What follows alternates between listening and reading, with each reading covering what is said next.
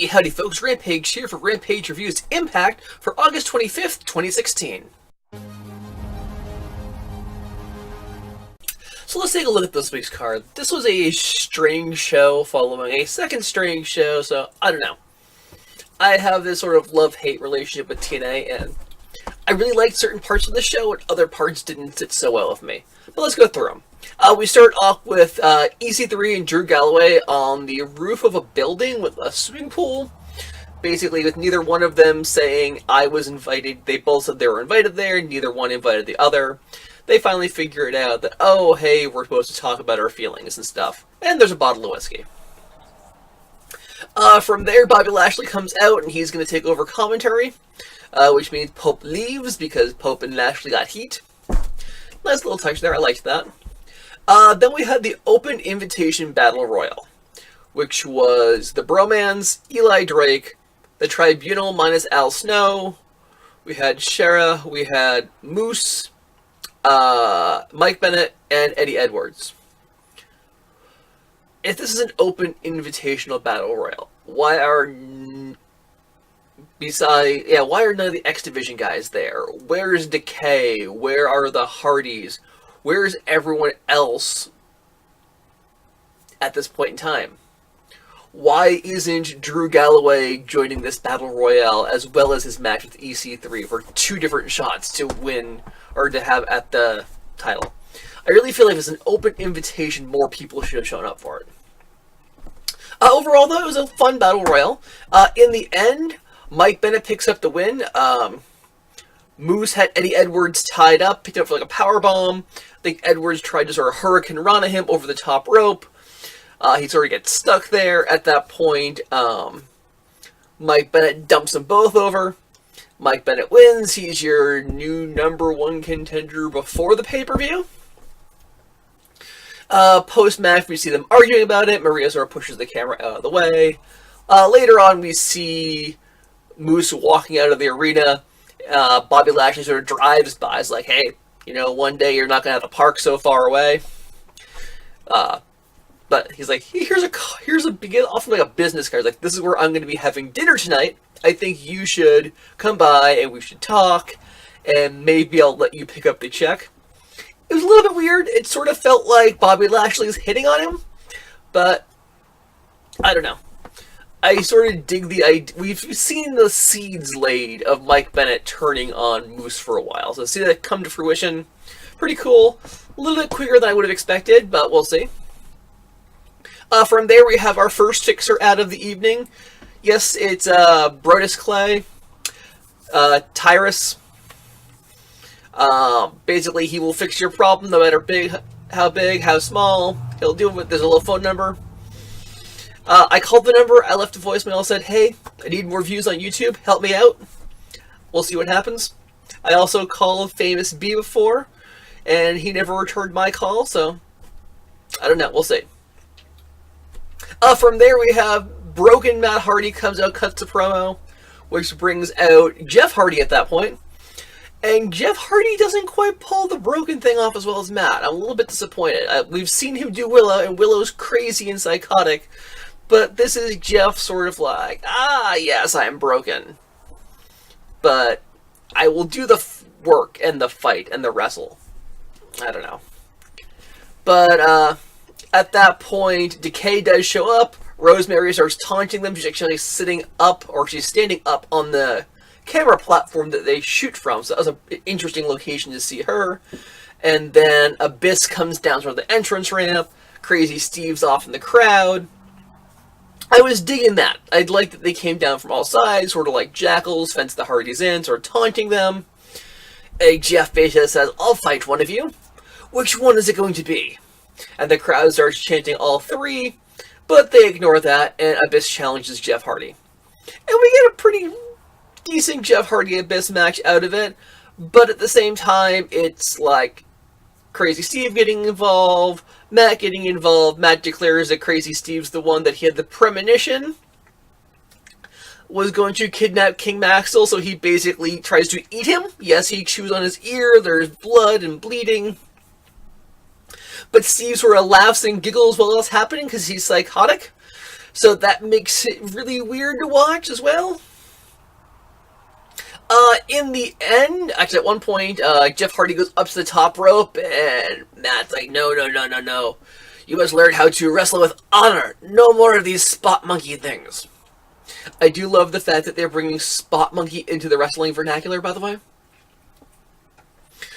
But at that point, he then turns, looks down, sees Crazy Steve at ringside, leaps towards him, almost misses him at ringside, which was really weird because Jeff's usually more on target than that. In the end, Abyss wins the Black Hole Slam after Rosemary hits the poison mist in the face of Jeff Hardy in the corner. I dig that. I like the fact that Rosemary is involved. From there, Matt Hardy says that he will delete Decay and Jeff must embrace his brokenness. I don't know, it's weird. Like, Broken Matt Hardy works. I was hoping Broken Hardys was going to work as well. This just didn't quite seem to connect. Some piece seems to be missing there.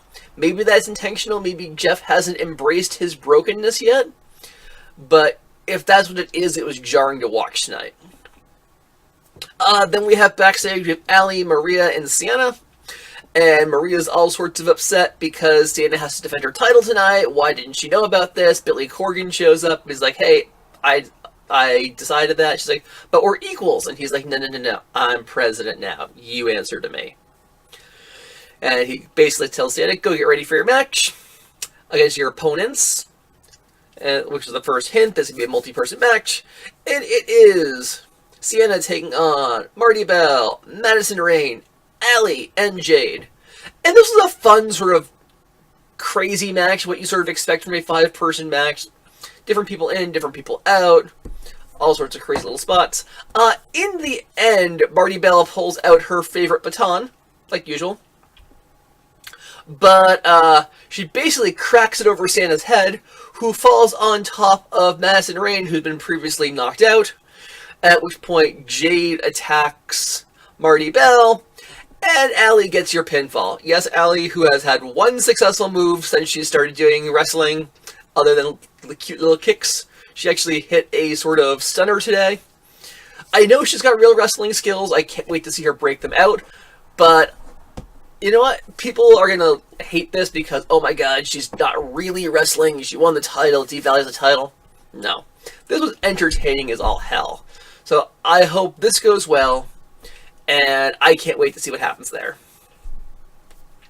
From there, we have the EC3, Drew Galloway. They actually had the initial, like, hey, we're going to talk. They had a sort of shot of them talking, and then we actually had their full conversation. And they're all sub-pieces of each other, so it was a weird bit of seeing some footage multiple times, which was a bit unsettling, and didn't quite feel like that's how it should have been portrayed. But basically, it's Drew Galloway being upset. You cost me 3 different times. These are all the things you've wronged me. And EC3 being like, yeah, you know what? I admit that. I was wrong. That's why I'm giving you this match. Look at this. We've cleared the air. Yay! At which point he goes to leave. And Drew Galloway pushes him in the pool and says, you should know better than to turn your back on me. And then EC3 does the Triple H sort of water spit at that point in the pool. Maybe this entire thing was just to be eye candy for the ladies of EC3 in the white shirt in the pool. But he wrestles in the itty-bitty trunks to begin with, so I don't know. Overall, I thought it was kind of cool. It sort of added that extra kick to their match. So I like having more flavor to why people are wrestling, so I like that. After that, we have Eli Drake with his dummy, yeah, button. Which, God, I hate that. I know I'm supposed to hate that, but God, I hate that. With all the X Division guys out there, he basically calls out TNA management, give me back my King of the Mountain title match. No, you're not going to do that. Then he insults the Battle Royal to start the show. So that's a bit weird because I didn't like the Battle Royal, but to have one of their heels hating on it, I don't know, that was unsettling. It's basically Eli Drake talking about the X Division title, which is sitting on his little podium, how we're going to have a new champion crowned. And he's like, I would ask you who's going to be champion, but that's boring. I'm going to ask you who you don't think's going to be champion. And Spud rants and raves for a while. Then he gets picked on for having his braces, and they call him a crybaby.